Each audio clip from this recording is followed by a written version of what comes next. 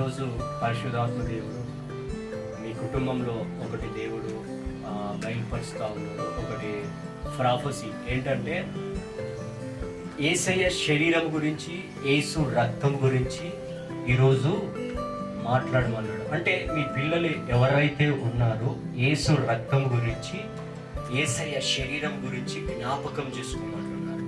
అయితే ఎందుకు ఈ మాట దేవుడు చెప్పి ఉన్నాడు అనంటే, యేసయ్య రాకడ నిమిత్తమునట ఆయన శరీరము, ఆయన రక్తము గురించి మీరు జ్ఞాపకం చేసుకోండి. ఎందుకంటే ఈరోజు చాలా మంది, కొంతమంది ఏం చేస్తున్నారంటే, కొంతమంది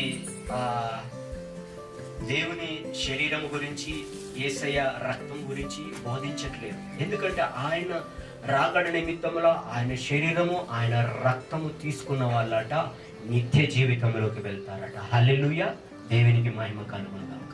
ఆమేన్.